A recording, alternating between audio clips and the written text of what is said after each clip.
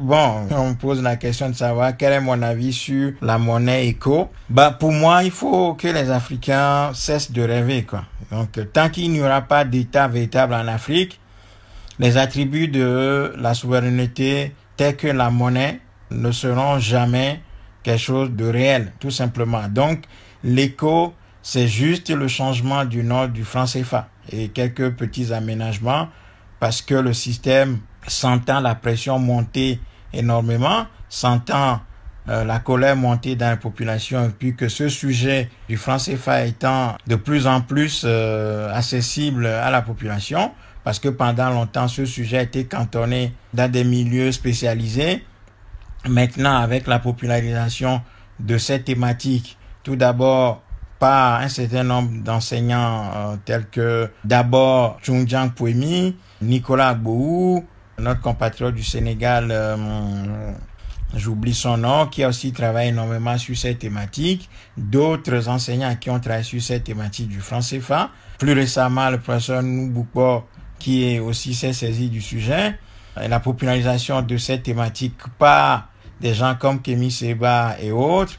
Nous aussi, nous avons traité cette thématique pendant longtemps avant de un peu l'abandonner parce que nous avons compris que la monnaie est un attribut de souveraineté et puis on ne peut pas vouloir avoir une monnaie souveraine et autonome dans un cadre colonial. C'est pour ça que nous œuvrons d'abord pour faire en sorte que l'État africain soit réel, existe, afin que les attributs de souveraineté puissent lui être donnés. Donc, disons clairement que sentant que la pression monte dans l'espace CFA, la France a décidé de lâcher un peu de l'Est, donc faire une concession sur le nom pour mieux garder les principes de fonctionnement de cette monnaie qui est le franc CFA. Donc, l'éco, c'est juste le changement de nom du franc CFA, pas plus, quoi. Donc, il faut pas que les Africains crient dans tous les sens victoire en pensant que l'éco va révolutionner les économies africaines. Les économies africaines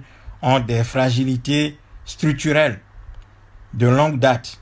Ce sont sur ces fragilités-là qu'il faut travailler, à commencer d'abord par la constitution même de l'État africain. Si l'État n'existe pas, on ne peut pas avoir une monnaie souveraine et forte qui oriente l'économie vers la satisfaction des besoins endogènes. Donc, tant que l'État africain sera l'enclos colonial destiné au compas et à l'équerre du colon à la conférence de Berlin, puis sur le terrain concrètement par des accords inter-impérialistes, intercolonialistes, eh bien, nous n'aurons pas de monnaie véritable en Afrique. Donc, tout ceci participe au détournement des enjeux réels. Donc, ce qu'il faut, c'est d'abord se battre pour libérer les États africains de leur corset colonial. Et c'est lorsqu'on aura de véritables États avec tous les attributs qui accompagnent ces États-là que nous aurons une souveraineté monétaire avec une monnaie qui sera capable de conduire l'économie africaine vers le progrès et la satisfaction des besoins des Africains. Et puis, il faudra absolument réfléchir sur une monnaie qui répond aux besoins du continent entier. Parce que si demain nous voulons aller vers un progrès et un développement équilibré du continent africain, il va falloir concevoir l'espace africain dans sa globalité comme un espace économique unique. C'est le rêve, en tout cas c'est le projet des gens comme Nkrumah. Donc Nkrumah a d'abord pensé l'État avant de penser les attributs qui devraient l'accompagner. Donc encore une fois, il s'agit juste d'un aménagement du franc CFA dont le nom tout d'abord était le franc des colonies françaises d'Afrique. Et lorsque la France voulait juste l'aménager, elle a changé le nom de cette monnaie en disant que CFA c'est le franc de la communauté financière africaine.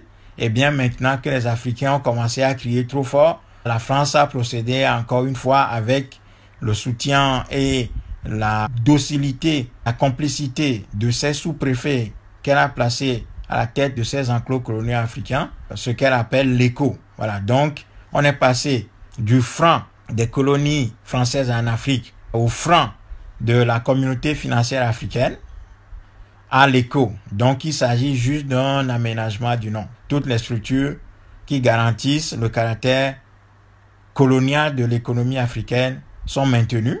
Essentiellement, ce qu'il faut garder à l'esprit, c'est que l'économie africaine est extravertie.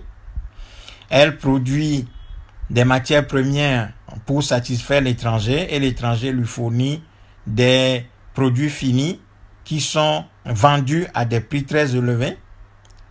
Et donc, c'est l'Afrique qui perd. C'est typiquement le fonctionnement d'une économie coloniale. Et ça va continuer.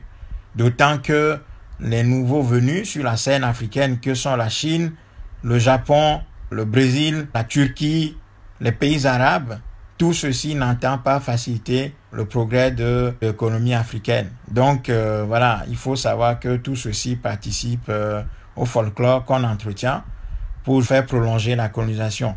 Et c'est là que notre responsabilité est engagée dans le sens de la compréhension et de l'explication de ces phénomènes, de ces différentes mutations du projet colonial avec des aménagements nécessaires pour éviter que les peuples ne s'engagent dans le démantèlement complet de l'outil colonial. Et nous devons être lucides sur l'ensemble de ces mutations qui ne sont que le perfectionnement d'un système d'exploitation, de domination de l'Afrique et de la confiscation de ces ressources par une monnaie qui n'est pas du tout une monnaie africaine et qui n'est pas du tout faite dans le sens de l'expression de la souveraineté de nos États, puisque les États africains n'existent pas encore. Les États africains restent une conquête à faire.